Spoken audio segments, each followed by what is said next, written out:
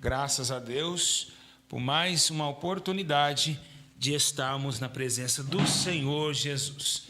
Amém? Pai do Senhor, Pai do Senhor, Pai do Senhor, Pai do Senhor, vim trazer uma palavra para vocês, se é que vocês aceitam isso, não é? Igreja, eu digo a vocês que a insistência de um homem escolhido, ela realmente é latente no peito, né? Estou aqui em defesa dessa verdade, em defesa da graça de Deus, em defesa daquilo que me faz feliz, né? Importante é saber que reconhecer os erros. E eu estava ali à tarde hoje lembrando, falando com o Senhor, né? Falei, meu Deus, quantos erros que eu tive na vida, quantas prostituições, quantas drogas, quantos desleixos, né? O Satanás usou meu corpo, né, para destruir, né, no começo do meu casamento, no começo da minha vida, e eu falando ali com Deus, eu falei, Senhor, me perdoa dos meus pecados, né? Me tire, Senhor, cada dia mais a corrente, Senhor Jesus, que nos prende para obter a salvação. E foi que, né, chorando bastante, hoje à tarde eu chorei muito, arrependido dos meus pecados, né, ali falando com Deus, tudo que eu passei, né, tudo que o inimigo, né, Satanás, ludibriou a minha mente, me amarrou com grandes correntes e me fez ali o seu servo. E eu vendo, né, tudo isso, eu pedindo a Deus um conselho, e eu passei aqui e Deus me deu uma palavra e eu falei, eu tenho que trazer isso para os irmãos, né? Não era algo que nós combinamos de estar aqui hoje para vocês, para trazer essa palavra, mesmo ainda eu com muito pouca força. Tenho passado lutas terríveis, realmente lutas demais, mas sempre lutando, sempre querendo algo mais. Queria que você compartilhasse esse vídeo, os irmãos do Telegram não receberam, mas, logicamente, que eu vou ter que trazer para vocês aquilo que Deus me trouxe, tá bom? Bom, irmãos, primeiramente, antes de mais nada, eu só queria dizer algo para vocês. Nós estamos, sim, vivenciando, sempre falo aqui no começo, né, dias difíceis, de trevas, enfim, dias de muita preocupação. E a questão maior de nossa vida não é olhar aquilo que nós cometemos, pelaquilo que a gente já fez, pelaquilo que a gente já pecou. Porque se nós olharmos para o que passou, nós nunca vamos conseguir entender o presente de Deus, aquilo que está nos reservado. Quando nós ganhamos caráter, que é uma coisa que não é fácil receber, porque o caráter é algo que você ganha com experiência daquilo que você já passou, você ganha maturidade. Então, caráter é algo de você construir uma linha, um raciocínio e não mudar aquele raciocínio. Logicamente que os prazeres da carne, eles vêm, eles batem na porta. Se você ficar fraco, você vai cair em tentação. Pode ser cair em adultério, você pode cair em homicídio, em contenda, obras da carne, né? E por que nós estamos falando sobre isso? Que hoje muitas pessoas falam, meu Deus do céu, eu caí, eu matei alguém, eu não tenho mais perdão. Você tem perdão, né? Toda ação carnal é perdoada pelo poder do Espírito. Deus lava. Se você se arrependeu, Deus vai lá e levanta de novo. Deus te dá outra oportunidade de você continuar, né? Porque naquele homicídio que você cometeu, ou aquele adultério que você cometeu, era para você estar morto ali, né? Se fosse antigamente, o Espírito Santo ia lá e fulminava. Mas não, mas é pela misericórdia, Deus chora pelo seu ato. Deus chora pela sua promiscuidade. E isso faz-nos querer alcançar a salvação que é disputada. Disputada porque é o exílio de tudo, né? Nós somos exilados de tudo, de toda a prática do bem. Por isso que o apóstolo Paulo ele diz assim, olha, aquilo que eu quero fazer eu não consigo fazer. Aquilo eu não consigo, mas aquilo que eu não quero, isso eu faço. Então o espinho que dominava o apóstolo Paulo era o espinho que dava a ele a condenação na sua alma. Mas o próprio Deus viu, Paulo, minha graça te basta. O meu poder se aperfeiçoa na sua fraqueza. Meus irmãos, eu quero relatar algo aqui com experiência própria. O que faz mais as pessoas e os casamentos entrarem em adultério? Primeiro, drogas. Quando o homem usa droga, ele perde o domínio de si. Então ele não tem mais a maturidade, ele não tem mais o temor da traição. Quando o homem bebe droga, eu digo drogas e bebidas, ele perde, ou seja, a mulher também, ela perde a noção do perigo. Então ela já está dominada. Quando se domina, algo se domina no vício, nas drogas, leva a qualquer lugar que eles quiserem, tanto a morte, tanto o adultério. Então o adultério, para quem usa droga e para quem bebe, é muito mais 100% de eficácia, né, que vai dar o checkmate, do que quem é sã. Quando a pessoa trai com sã consciência, é porque realmente ela está desleixada espiritualmente. Mas quando o homem está drogado, quando o homem está fora de si, ele já está amarrado, ele não tem coordenação daquilo que ele está fazendo. Então, a maioria de todas as traições no casamento, de todas as traições, é culpa das drogas, amizade e bebida. Então, eu estava falando com Deus, né, de quando eu passei pelas drogas, pelo crack, como o diabo leva você em onde você quer. Ele te leva para a biqueira daqui, depois da biqueira daqui você vai para a biqueira de lá, a hora que vai ver você já está saindo com pessoas que você nunca viu na sua vida, e aí você fica preso naquele demônio. Então, realmente é uma tortura o pecado. O pecado realmente, ele é a destruição de toda a alma. E ele mata, ele sufoca, né? Realmente, ele deixa o homem cego, né? Então, vamos hoje falar algo muito sério sobre a questão do caminho para a salvação. Quem é esse caminho, né? Qual é esse caminho da salvação? O que ele está produzindo para nós, né? Qual a conduta da salvação da nossa alma? O que a nossa alma precisa? Será que podemos? Será que conseguimos chegar nesse plano de salvação? Por que a palavra salvação? Salvação é uma palavra para quem está em perigo, ou quem está preso, ou quem está morrendo. Ou, por exemplo, alguém está se afogando, vai lá o salva-vidas. Ele vai lá, mergulha no rio, vai lá e te salva. Salvação para quem está preso. A pessoa está presa e ela presa, ela não consegue comer nem beber. Então alguém vai lá e desamarra a pessoa para salvar a sua vida. Então toda salvação vem através de salvar a vida, salvar a existência, salvar a criação, salvar aquilo que está vivo. Por quê? Porque é vida, então vamos salvar ela. E aí esse tema que nós vamos abordar hoje. Por que aconteceu o plano da salvação?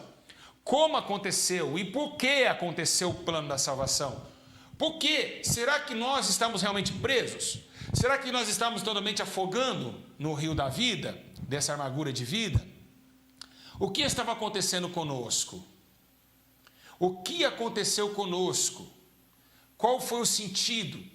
O que aconteceu? E é por isso que nós vamos estar trazendo essa palavra. Da onde veio e por que veio a salvação a todos os homens?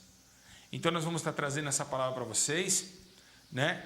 Levando em consideração a isso, queremos que vocês prestem muita atenção e que vocês continuem compartilhando e dando like nos vídeos. Amém?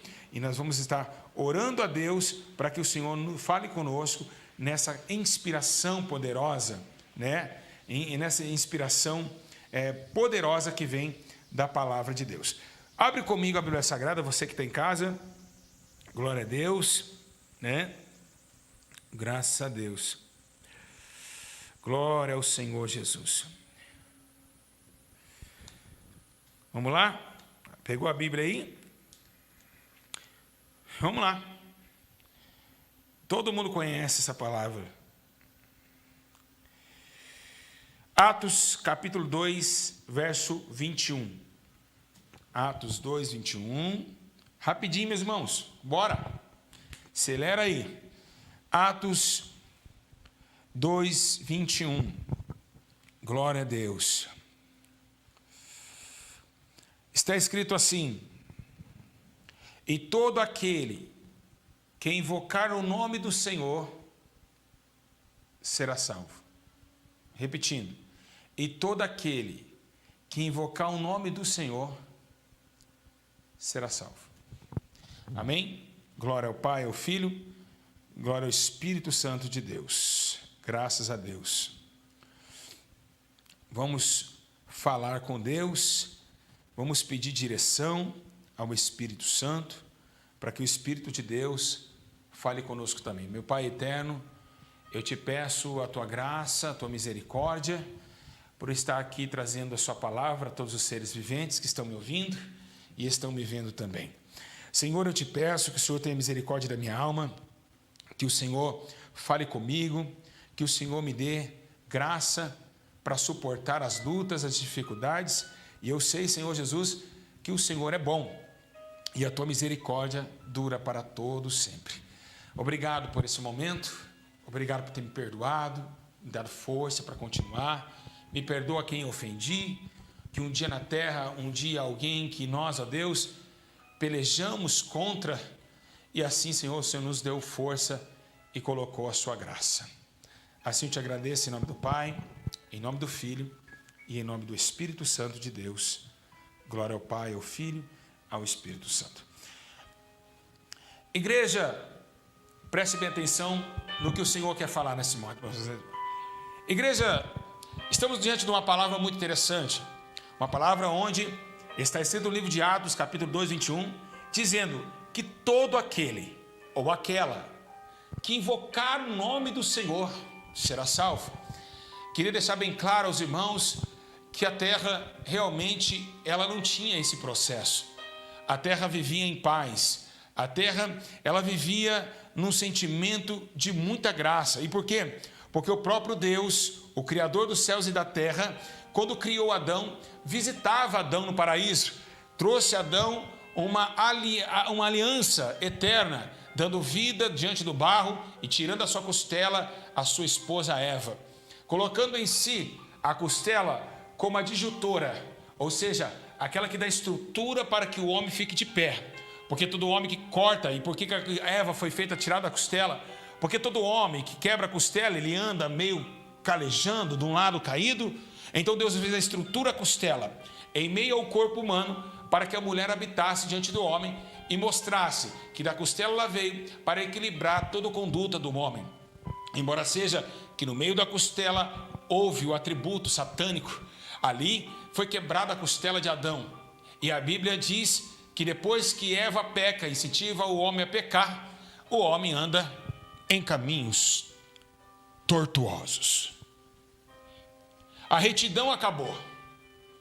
O homem está torto. Acaba a aliança de Deus para com o homem. A terra começa a chorar. A criação, parece que os passarinhos não têm muita mais alegria em cantar. Parece que tudo vai se acabando. A Bíblia menciona que quando eles pecam, Deus lá do céu vem descendo e, sabendo do seu pecado, ele pergunta a Adão: aonde está? Vergonhado do seu pecado, por Eva intitulado a ele pecar, e Adão agora no mundo espiritual ele está torto, porque a sua mulher, que era para ser disjuntora, quebrou sua própria costela. Assim, Deus começa um juízo na terra, e o primeiro julgamento aconteceu no Éden, onde Deus julgou o homem, dizendo que ele ia morrer certamente e não viver. O outro julgamento também que aconteceu na terra, a Bíblia diz que Deus chama Eva e diz que da serpente e a Eva daria uma inimizade. A mulher já não poderia mais ter amizade com a serpente e vice-versa. A Bíblia diz que também quando Deus chama Eva, chama Satanás, o Lúcifer, para conduzir a ele a também um juízo de tributo. A Bíblia diz que a serpente também é julgada e Deus manda ela correr como pó e assim rastejando sobre a terra, e agora chama esse adversário. O adversário esse, e dizendo a ele com muita clareza, dizendo que ele iria pagar o preço um dia de ter corrompido a terra pelas suas mentiras, assim como ele tinha feito no céu. Então Deus chama Eva para um lado e diz: Eva, vem aqui. Chamou Satanás e disse: olha, do ventre dessa mulher que você acabou de derrubar, nascerá um que vai esmagar sua cabeça.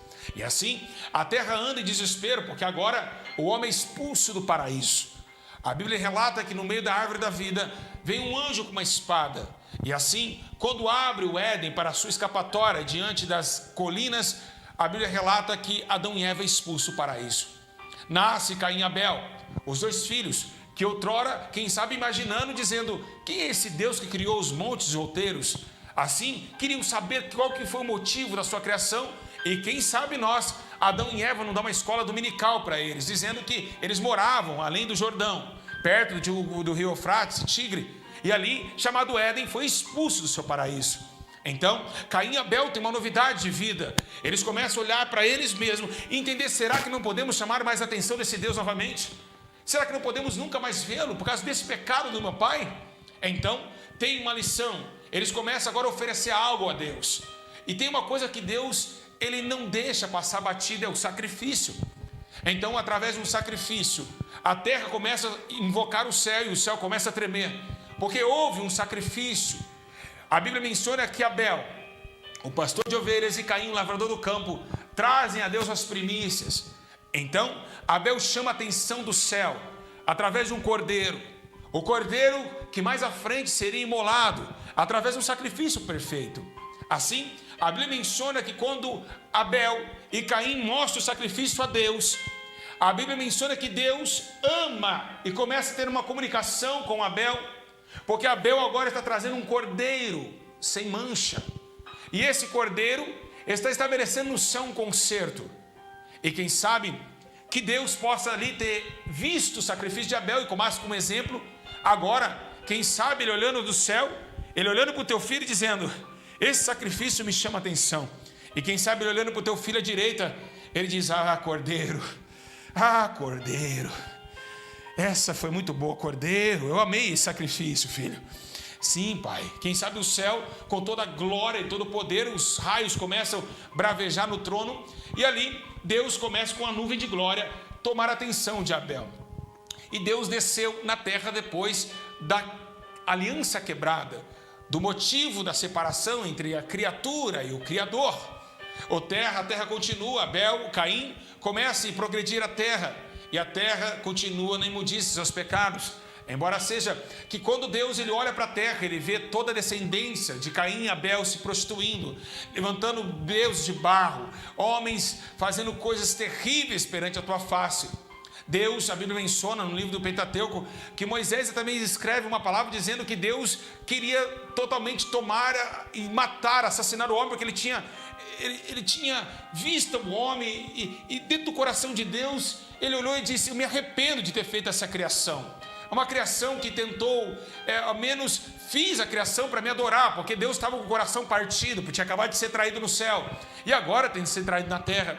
A paciência de Jeová gerou nele o sacrifício que lembraste de Abel, e trouxe diante dos homens uma esperança, que quando olhou um homem chamado Noé, um velho barbudo, quem sabe cansado, assim areando a terra, Deus olha para a terra e diz ainda uma esperança, porque no meio desses ímpios há um homem que me teme na terra dos viventes. Quem sabe do mesmo temor, da mesma palavra de exaltação ao homem na terra, como Deus usou com Jó, quando Satanás veio ofendê-lo, assim Deus usou para Noé. E viu Noé, um homem que temia a Deus, e Deus mais uma vez deu a esperança para que o homem vivesse através da arca, que Noé, o pregoeiro da justiça, como o apóstolo Paulo disse, 120 anos pregando sobre justiça e arrependimento, para que todos se arrependessem dos seus maus caminhos e entrassem na arca de Deus.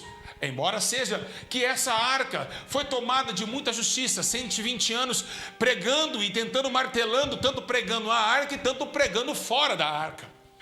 Então, igreja, quando Deus começa a ver a arca sendo construída, vai vir água de baixo, água de cima, e o dilúvio começa a estremecer os raios dos céus. Os céus começam a trovoar, e todos os seres que não conseguiram entrar na arca pereceram. E assim foi a justiça de Deus plantada. 40 dias, 40 noites, parou diante do monte de Ararat na Turquia, e ali Deus viu que Noé estava preparado para fazer uma nova descendência que temesse seu nome. E assim Noé tomou-se o contato com Deus, e a primeira coisa que a arca, quando ela abre, Noé vai lá e presta um culto a Deus, e faz ali um altar, incendeia, e ali um sacrifício a Deus, e Deus fique feliz no céu. A salvação chegou. A arca da salvação foi algo maravilhoso. O céu estava em festa. Noé e sua família, agora é só alegria. Todos vão pegar o coração de Noé e temer a Deus, mas não foi o que aconteceu.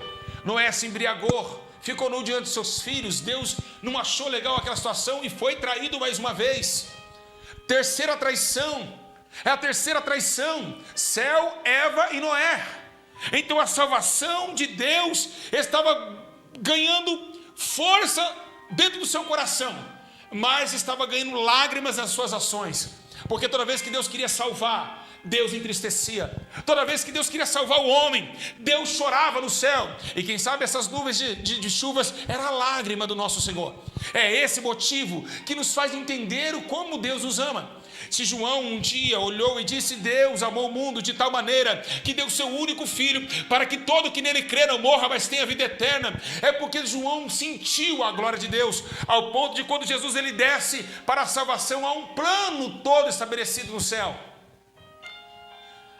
Deus então, por sua vez, tem uma promessa com Abraão, chama Abraão e diz para ele que tem uma nação gigante esperando Abraão. Assim Abraão, Isaac e Jacó ganham a descendência da salvação para uma nação. Se Deus viu que não podia salvar o mundo inteiro, Deus estabeleceu para ele um concerto de uma nação. A nação que estaria relatada em cima dos lombos de Jacó em Betel. A nação que lutava com o anjo pelas suas vitórias. A nação de Israel. Quando Deus chama Rabanagashai e Jacó, Deus coloca Jacó. Agora Jacó, presta bem atenção, tu não é mais Jacó não, tu é Israel.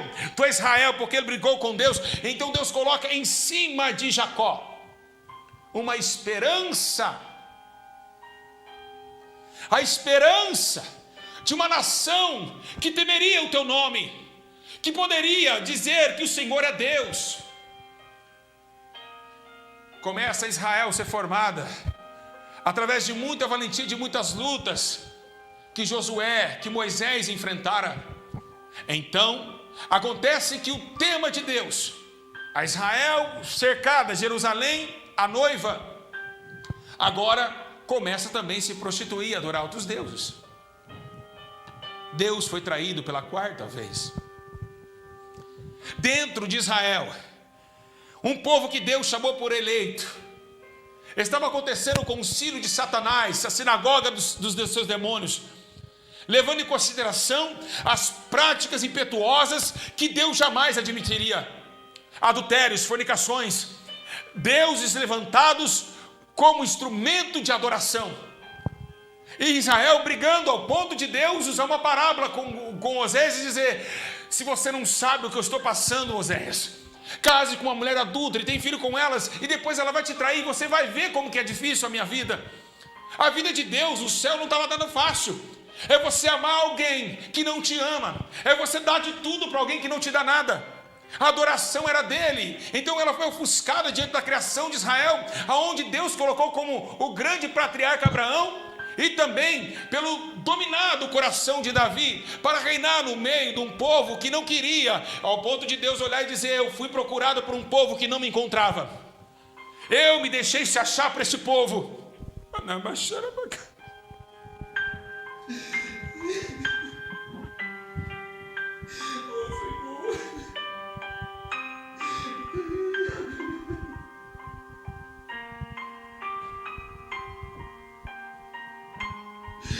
Oh meu Deus, que glória! Eu estou sentindo o que Deus está sentindo nesta noite. A quarta traição não foi tão fácil assim. Foi dias de problemas, dias de lutas, de angústia, de dor, de sofrimento. Mas aí, como os profetas já diziam, que a única solução para tocar novamente uma nova aliança que foi quebrada no Éden era o tema de chamar e lembrar que um dia Deus lá no Éden algo fez com que seu coração fosse feliz por alguns momentos, para lembrar que um dia teve um cordeiro no prato de Abel, na pedra de sacrifício de Abel. Então Deus, antes de enviar o cordeiro, ele testa Abraão. Ele manda Abraão subir no monte com o filho Isaac, o único que ele tinha, e diz: Abraão, agora é a hora do sacrifício, coloca teu filho. E quando Abraão foi fazer um cutelo diante de Isaac, um anjo aparece e diz: Abraão! Abraão! Não faça tal coisa.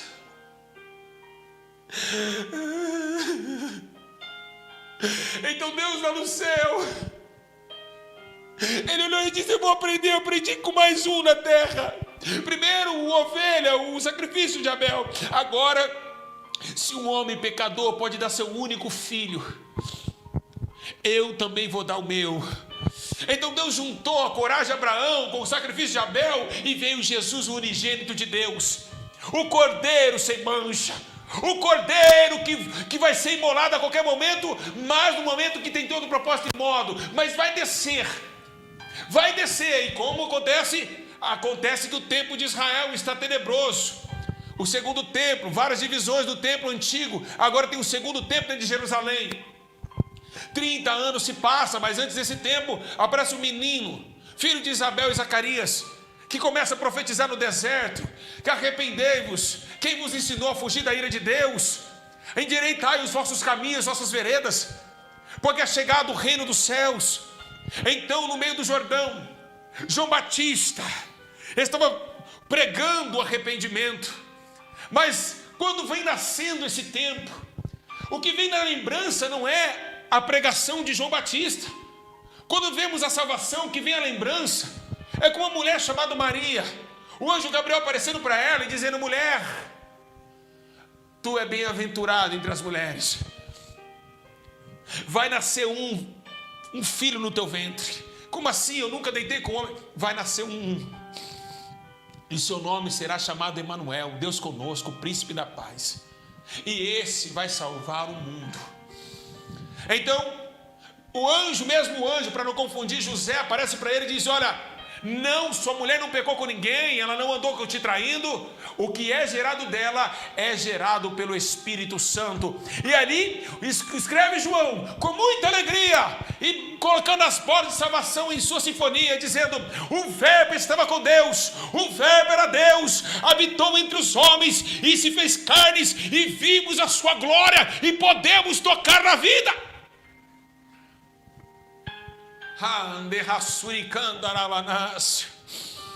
Dá para sentir a glória de Deus aí na sua casa? Sinta a glória, sinta. Oh, meu Senhor nos limpa, nos purifica. Oh, aleluia. Igreja, Jesus desce, então agora estamos lá no deserto, e depois do deserto estamos no Jordão. E quem sabe João Batista, ele começa a dizer algo interessante: raça de víboras. Alguém olha para ele e fala: João, mas todo mundo aqui é cobra para você. Se todo mundo é cobra, quem é aquele ali? E as suas pisaduras vêm vindo. Ele olha e diz: ei, na minha percepção, pelo Espírito eu estou falando isso, esse aí não é cobra não. Eis aí o Cordeiro de Deus, que tira o pecado do mundo. Então Jesus vem descendo, e João diz: eu não sou digno, é esse que eu falava que não era digno, tirar nem pouco as suas alparcas, mas olha, me batizas? Não me batizas, não, peraí, João, para que se cumpra a justiça daquele que manda nos céus e na terra, me batizas tu, para que se cumpra a justiça do Senhor. Quando Jesus é batizado, uma pomba com efeito do Espírito desce sobre Jesus, e descendo sobre Jesus, toma nele o concílio e leva ele ao deserto. Jesus foi triturado, era necessário que tudo isso acontecesse, pois está escrito: pelas suas pisaduras nós somos sarados. Então, as pisaduras de sofrimento trouxe ao homem a perseverança de um dia acreditar que a salvação estava na terra, e que o caminho se abriu a uma terra que não tinha caminho, e que uma luz se acendeu em meio às trevas, e nós vimos uma grande luz. Essa luz, a palavra, que trouxe a todos os homens que estavam cegos, vivenciando este mundo pelos seus prazeres, a entender o caminho da salvação e do plano de Deus. Deus precisou moer teu filho e teve prazer nisso, para levar e trazer a nós todos os cativos, ao ponto de Jesus, na sua primeira pregação, dizer: ei, está escrito algo aqui, eu vou ler: o Espírito do Senhor está sobre mim,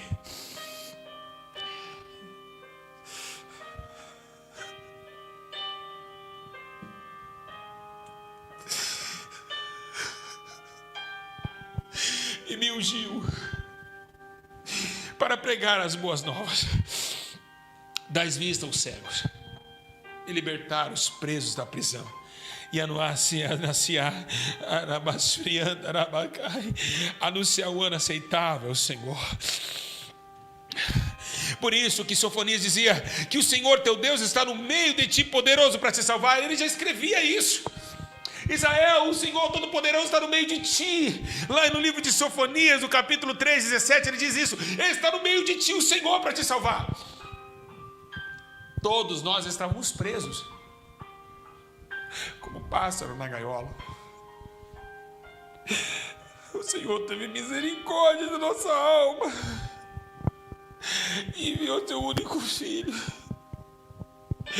que nos limpa, que nos dá coragem de acreditar que existe uma salvação para nossa alma e um plano eterno, que não nos abandonou nas horas que mais precisamos dele.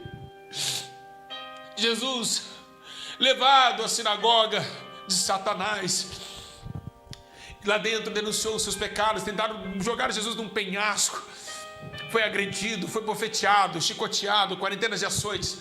Anás e Caifás o bofetaram.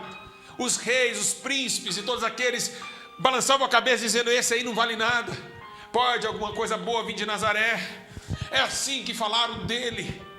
Foi ocultado pelos grandes mestres da lei e foi rejeitado, porque ele tinha o plano da salvação do homem, ao ponto dos religiosos dizer: nós somos filhos de Abraão. Olha, mas a depender dessa pedra Deus pode suscitar filhos de Abraão. E isso fez com que Deus visse o teu filho e sofresse do céu, porque saberia que uma hora ou outra, numa tarde pequena, menos cinzenta, Jesus ia subir para o Monte das Oliveiras, porque estava próximo à sua crucificação, e chorando ali, gemendo. A Bíblia menciona que sai sangue, o sangue se anseia e sai antes da hora. A cruz está preparada, Barrabás está eleito, o grande livre da história, enquanto o teu mestre, o meu mestre, aquele que veio da salvação dos homens, estão sendo crucificados agora, e está ainda agora preparado para a vida dolorosa. É esse motivo que nos faz entender o que é o céu. É esse motivo que nos dá chance e força de passar pelos nossos erros, de interessar o que nós fizemos. É dia após dia se renunciar, dia após dia se limpar na presença desse grande mestre, porque ele dia após dia lutou. E essa luta deu a ele força, como dá-nos força nessa noite, de acreditar que existe o céu, que esse paraíso ele é real, assim como esse microfone é real. O Senhor, o grande eu sou, está lá nos céus.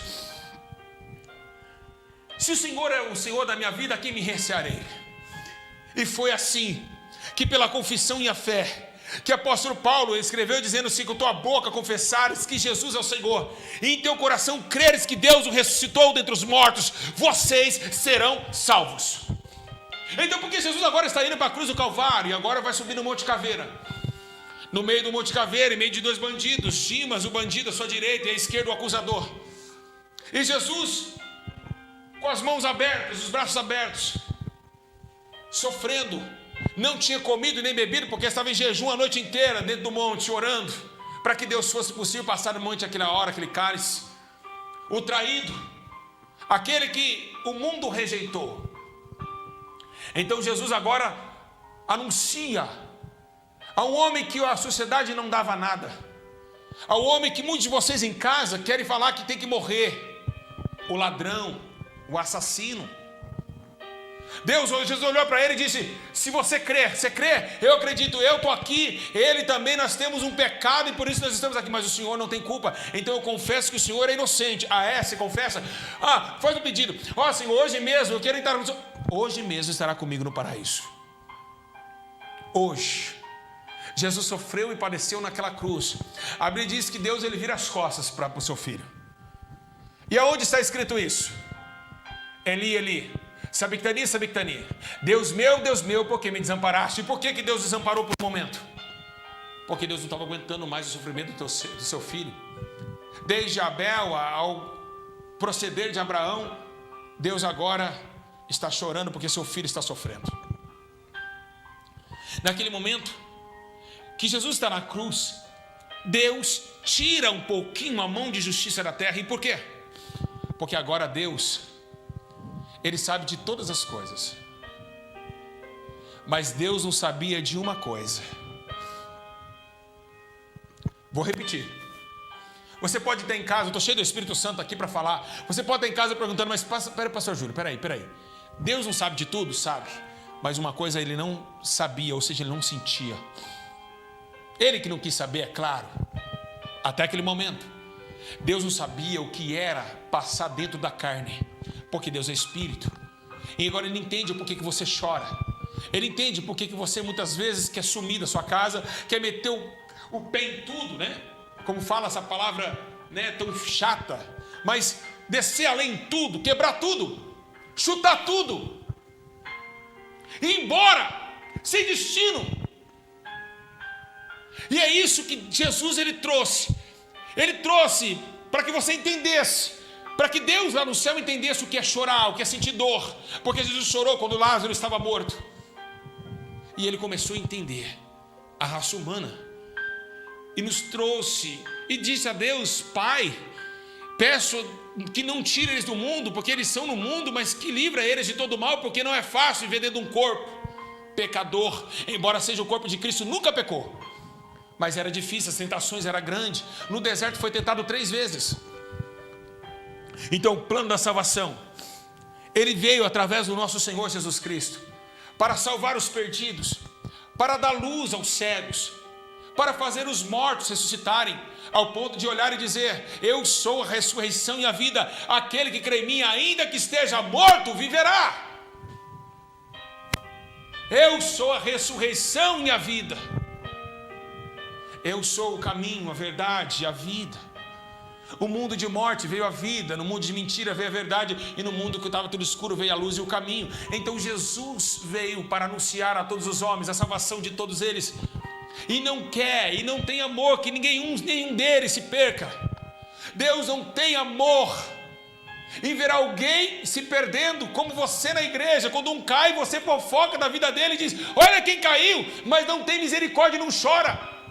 Se alguém entrar em adultério, aqui no YouTube vira milhões de visualizações. Se um pastor errar, por que Flor de Lis está sendo acusada por vocês? Por que Flor de Lis está acusada por vocês? Vocês não têm amor por ninguém. Mas Deus, Ele não quer que ninguém se perca. Ele não é o amor dEle, não é a paixão dEle ver alguém dessa forma. Ele chora, Ele entristece. E é esse o motivo que o Espírito Santo está longe desse mundo, para atuar de forma que atuava no passado, porque os homens são terríveis, incautos da fé, não tem amor por ninguém, não tem misericórdia. Mas Deus teve misericórdia. Se você não perdoa teu esposo, se você não perdoa tua esposa, Deus também jamais te perdoará.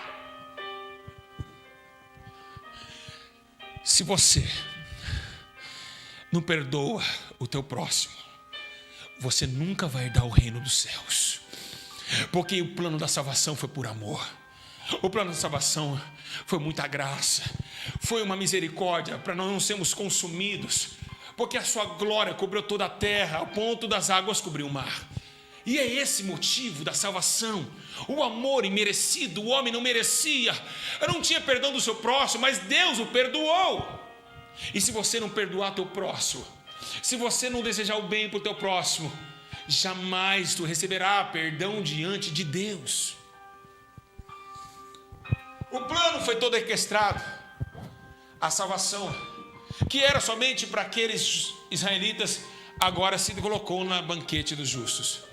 Agora todos nós gentios recebemos o plano da salvação de Deus. Jesus, o Salvador do mundo. Pois o apóstolo Paulo disse que nenhuma condenação mais há dos seus pecados para aqueles que estão em Cristo Jesus, mas que não anda segundo a carne, mas segundo o Espírito, porque a lei do Espírito de vida me livrou da lei do pecado e da morte.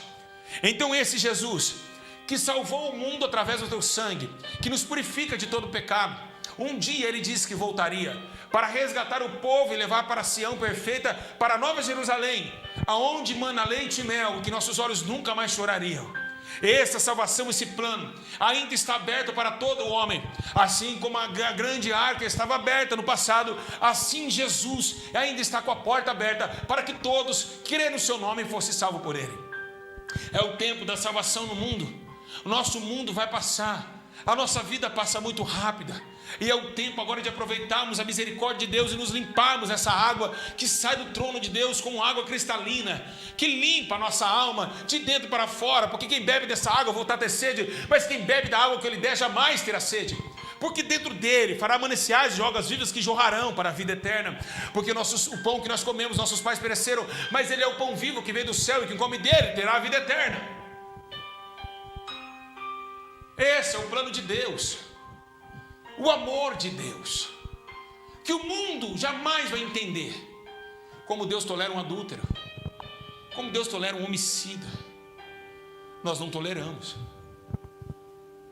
porque estamos aqui para acusar as pessoas, para achar que um é melhor que o outro, sendo que o adúltero que caiu em adultério, você pode cair amanhã também, sendo que matou amanhã, você também pode matar. Deixa a carne entrar para você ver o que você vai ficar irreconhecível. Então a justiça de Deus veio para nos acalmar, para mostrar para o homem que ele pode se arrepender e que ele pode viver uma nova vida, que ele pode se regenerar, que ele pode mostrar para ele mesmo que ele pode, que ele consegue, através da grande misericórdia que Jesus enviou na terra através do seu sangue inocente. A salvação é um plano perfeito para todos os homens, para todos aqueles que querem Jesus, que querem mudar a sua vida e sair deste mundo de escravidão antes que chegue a arca se feche. Jesus ele olha e diz: olha, será como os dias de Noé. Comiam, bebiam, davam em casamento, até que Noé entrou na arca. E a arca está se fechando, igreja. É o tempo da arca se fechar. Acordem enquanto é tempo. A salvação vem através do nosso Senhor, o Messias, que morreu, mas no terceiro dia ressuscitou, porque Deus o ressuscitou dentre os mortos, e está vivo à direita de Deus, e subiu e deixou teu Espírito Santo para nos convencer de todo o pecado, nos dando força, coragem, graça, nos dando alegria de saber que a gente consegue ser melhor.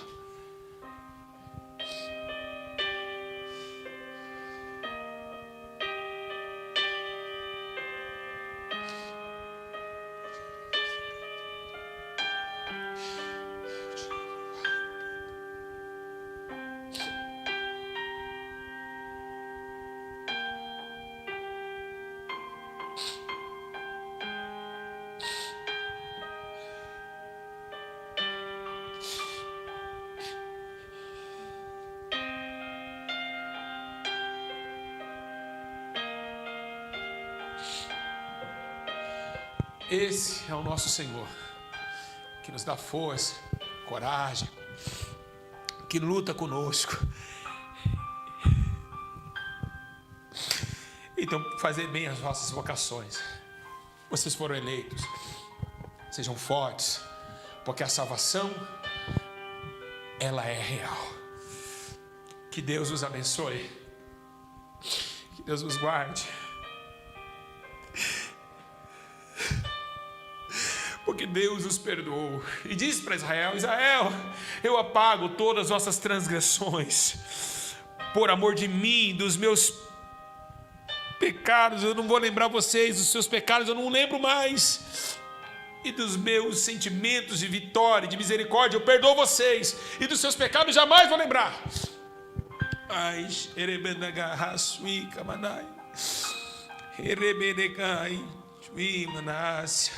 deixe o homem ir para o seu caminho, o homem maligno, os seus pensamentos. Converta ao Senhor, que se compadecerá e te fortalecerá para o nosso Deus, pois é grandioso em perdoar.